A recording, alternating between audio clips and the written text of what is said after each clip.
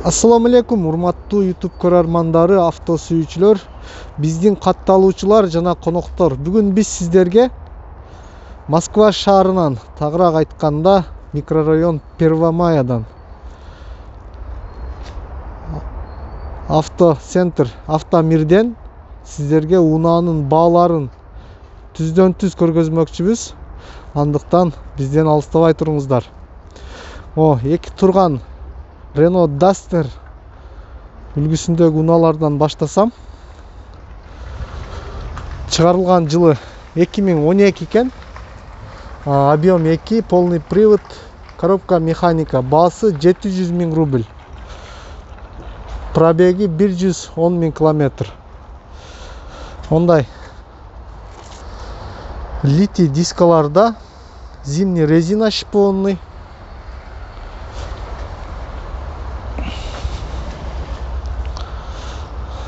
Бул француздардын жол тандабасы болуп эсептелет. Баасы 700 000 рубль. Ошондой эле унаа турат, дагы деле Renault Duster. Мунун чыгарылган жылы 2013 экен. Объем 2, полный привод. Пробег 97 127 километр. Баасы 730 000 рубль.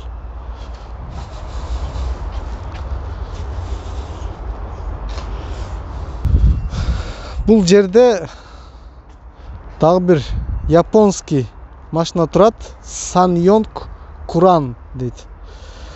Бул машина өтө аз кездешет Москвада.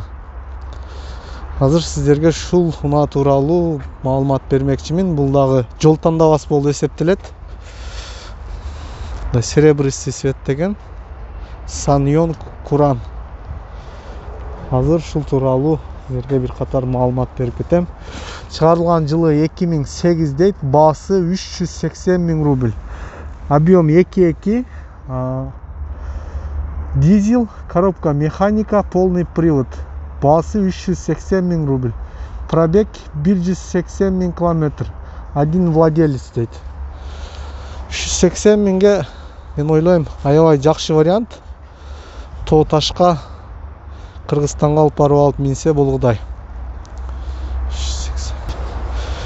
Бул жерде Шкода сүйүүчүлөрүнө Шкода Фабия турат. Чыгарылган жылы 2001. Объем 1.4, коробка механика, бензин. Баасы 145 000 рубль. Кредитке алсаңыздар 2200дөн туура келет экен туугандар. Баасы 145 000 рубль. Мондай чириген жерлери бар экен. Штампованный дискада зимний резина. Ушундай туугандар 145 000 рубль. Анан комментарийден сөгүп жатып калбаңыздар. Бааны бул жерде мен койбойм. Бааны мо салон коет. Акыркы күндөрү аябай көп комментарийлер болуп атат баа боюнча. Как будто бааны мен коюп койгондой. Бааны мен койбойм туугандар. Мен сиздерге жөн гана маалымат берем. Жерде Nissan Tiana турат. Азыр шуну тартып көргөзөм сиздерге. Мондай жакшы кооз дискаларда экен. Зимний шипованный резина. Мунун чыгарылган жылы 2013 экен. Объем 2.5, полный привод, 167 аттын күчү бар, один владелец, пробег 245 000 рубль. Баасы 750 000 рубль. Пробег 245 000 километр, баасы 750 000 рубль. Мондай бежевый, ачык цветтеги кожаный салондо экен. Кожаный сиденьялары, рульдар, торпедалар кожаный обивкада. Эшиктер дагы. Комплектациясы аябай жакшы экен. Двухзонный климат контроль, круиз контроль, подогрев сиденья обдувтары менен. Комплектациясы максимальный экен. Баасы 750 000 рубль. Бул аябай жакшы цена деп ойлойм. Бул бизнес, почти бизнес класстагы эле машина болуп калат.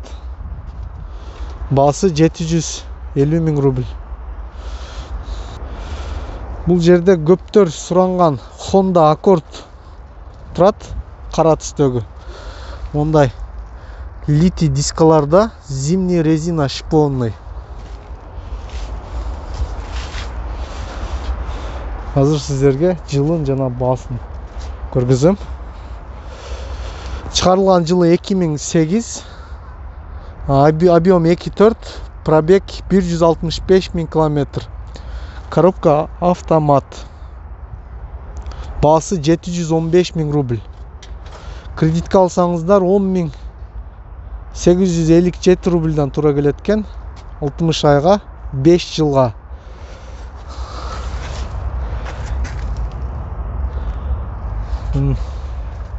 Мунун терезелери караңгылатып, салону жакшы көрүнбөйт экен тарткан менен. Кожный салондо экен, кара түстөгү, мультируль, климат контроль, круиз контроль бар экен. Баасы 715 000 рубль. Кыргызстанга салыштырмалуу кандай болуп калат? Бааны билсеңиздер, Кыргызстанда комментарийге жазып кетиңиздер. Бул жерде Ford Focus турат. Таксиге машина издегендер үчүн ак түстөгү Ford Focus. Чыгарылган жылы 2018, объем 1.6, коробка механика. Баасы 685 000 рубль. Два владелец, пробег 159 000 километр. Баасы 685 000 рубль.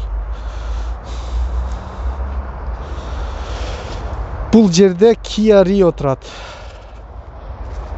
Азыр сиздерге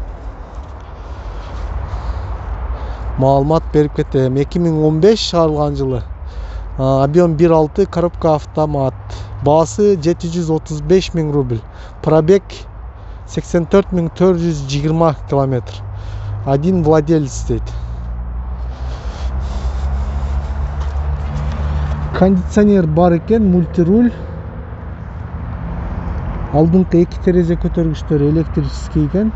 Подогрев сиденья бар экен. Баасы 735 000 рубль.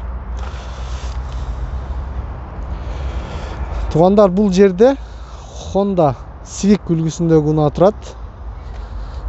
Азыр мунун баасын дагы көргөзөм сиздерге.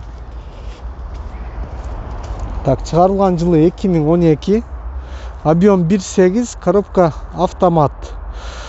Баасы 1 миллион 10 000 рубль. Кредитке алсаңыздар 15 337 рубльдан тура келет экен. Пробег 90 800 километр.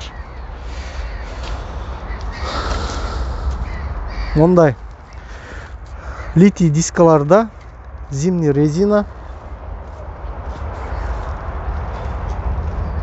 Тряпочный салон экен. Мультируль бар. Кондиционер бар экен. Круиз контроль бар. 4 терезе көтөргүч тең электрический. Баасы 1 миллион 10 000 рубль. Бул жерде Chevrolet Lachetti үлгүсүндөгү унаа турат, кызыл түстөгү. Так, чыгарылган жылы 2007. Коробка механика, объем 1.6. Баасы 365 000 рубль. Один владелец, пробег 91 654 рубль. 654 километр. Так. Мондай ачык түстөгү тряпочный салон, подлокотниктер бар экен, мультируль, кондиционер бар экен. Баасы 365 000 рубль. Бир аз кымбатыраак жазып коюптур, негедир баасын.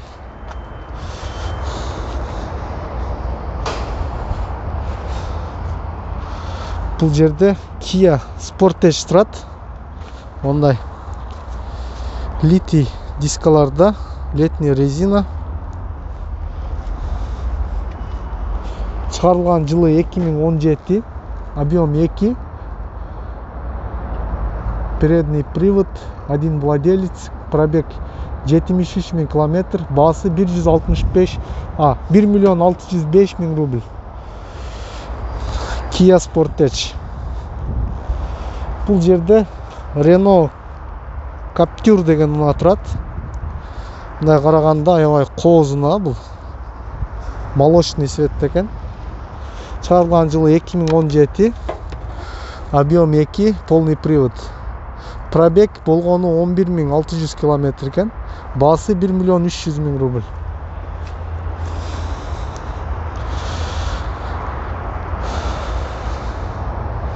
Достор, шуну менен бүгүнкү чыгарылышты жыйынтыктайбыз. Видео жаккан болсо лайк басып, каналга катталып кетүүнү унутпаңыздар.